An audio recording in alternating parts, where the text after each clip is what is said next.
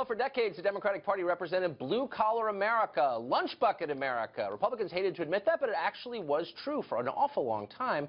It's not true anymore. They're all Trump voters now. So what happened? We sent correspondent Matt Finn to a tool factory in the Midwest to find out. Matt? Good evening, Tucker. Well, congratulations on the new show. It's exciting to be with you here on this first night. But here in the Midwest, Donald Trump won the majority of states in the presidential election, even capturing that crucial swing state of Ohio and turning solid blue states like Michigan and Wisconsin. And although he did not win the state we are standing in tonight, Illinois, one thing is clear. He received major support from blue-collar, white working-class voters. And we got to talk to some of those voters at this tool plant. Take a look. Klein Tools is a Chicago-based, American-owned and operated manufacturer that employs over 1,000 workers. From start to finish, Klein uses American steel to create hand tools that you could find at places like Home Depot. In the Democratic stronghold of Chicago, we caught up with some employees who tell us why they voted for President-elect Donald Trump and what their hopes are for the future. I voted for Donald Trump because I think we need change in the government, and he's, I think, a very good businessman. My concern is jobs. That's it. Job security. Make your family stable. As long as you got the job, you can support your family. The last 8 years, we saw every day business close the doors, business leave the United States, and that thing is very important for us. The hardworking Americans, it seems like he spoke directly to them. My hope is for him to elevate the middle class like me. I hope he can do what he promises he can do. Now, Tucker, this exact location has about 75 employees, and of course, they're not all fans of Donald Trump. Back to you in New York. Matt Finn, really appreciate that. Thanks a lot. Heading out outside into the wider world for us. Well, will Donald Trump continue to solidify the support of the middle class in the Midwest, the Southeast, and the rest of the country? Here to tell us is David Goodfriend. He's an attorney and a longtime Democratic strategist. He served in Bill Clinton's White House. David, it's great to see you. Thanks for having me on your inaugural show, Tucker. Oh, are you kidding? I knew exactly where to go for smart analysis that is fundamentally wrong, and I knew I'd get it from you. That's too much pressure.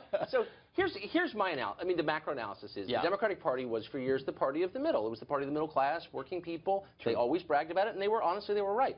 It's now, and the numbers bear this out, the party of the rich and well-educated, and the party of the poor. People are wholly dependent upon government. That's not a stable coalition, but it doesn't even seem to me that they're even trying to get the middle class. They're mocking the middle class. Why? Well, you'll be surprised to know I kind of disagree with that characterization, although I would agree with you, and I'll meet you this far, that I think the Democrats this time around did not perform well among middle-class voters compared to prior elections. Yes. Let's take my home state of Wisconsin. Yeah. You know, your correspondent was in Illinois. I'm from just north in Wisconsin. Wisconsin voted for Obama twice. Yeah. And this time around went for Trump. And I think if you look at the map and what happened there, an awful lot of Obama voters switched to Donald Trump. And I would argue they did it for the exact same reason both times. The manufacturing economy has been hammered. The GM plant in Paul Ryan's district, not far from where I went to college, has been shut down after being open for 100 years. And Wisconsin has not recovered as well as other states have. Even neighboring Minnesota has done better. I think when that kind of economic insecurity is being felt by people, they just want something different than the status quo, and they'll do anything to get it. My fear, if I can just say this, Tucker, I would give props to Donald Trump if he pulls this off and helps manufacturing come back to my home state. I would give him credit for it. My fear is that if right now you look at the people who are lining up in his administration, a Goldman Sachs banker to be in charge of Treasury, I mean, that's not exactly what those Wisconsin voters were talking about. Okay, but let's be honest. No one at Goldman Sachs gave money to Donald Trump, virtually. Everybody at the big investment banks, everybody at the hedge funds, everybody in tech world, and this is demonstrable, you can prove it, gave money to Hillary Clinton. No lobbyists gave money to Trump. Like, honestly, all the people who've gotten rich in the last 10 years gave money to Hillary Clinton, not Trump. So that tells you something. But here, I want to go very quickly to the West Virginia numbers. Okay. You worked for Bill Clinton. He runs in 1996 for re-election. He gets 51% of the vote in West Virginia. Now, he's like kind of an elite liberal, but he got 51%. Well, he's in Arkansas, a good old boy, too. Okay, but he had already been president for 4 years, and he was raising all this money from Hollywood. His wife gets basically half that. Right. 26 points. Maybe it has something to do with the fact that Democrats don't talk about middle-class economic issues anymore. They talk about global warming or esoteric social issues like who should use what bathroom.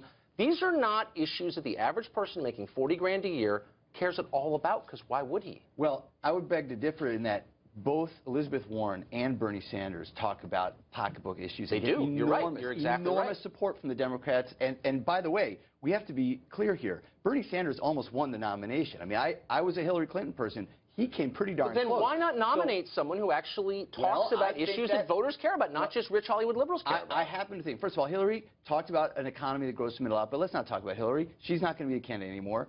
I would venture to guess, and you're seeing this play out in the Democratic Party right now, you're going to see a struggle in the Democratic Party for going back to exactly those lunch bucket issues you talked about. And I think you're going to see that the Democrats that rise up, that actually take charge of the party, that become the nominee, are going to be meeting Donald Trump toe-to-toe on those voters. Here's what Donald Trump could do to throw them off. Start with an infrastructure package. Start with jobs in manufacturing in places like Wisconsin. If he comes through on those promises, it's going to be tough to beat him. But if he doesn't, look, I'm not shilling for Trump, but you know exactly the truth, which is Trump wants an infrastructure, and not just because the wall. Absolutely. And the Democrats want one. If they try and block that, then that just means they're not even interested. They're not. I'm here to predict that he will peel off plenty of Democratic votes for that. I think he will. Here's my question. Will the folks in the conservative right in Congress block the infrastructure project that he has in mind? That's going to be a huge struggle. The people who still care about math? There are a few of them. We're in a post-math era, but there are a few. We're out of time, unfortunately. We'll solve this in a commercial break. Dave, great to see you. Great to see you, too. Appreciate that.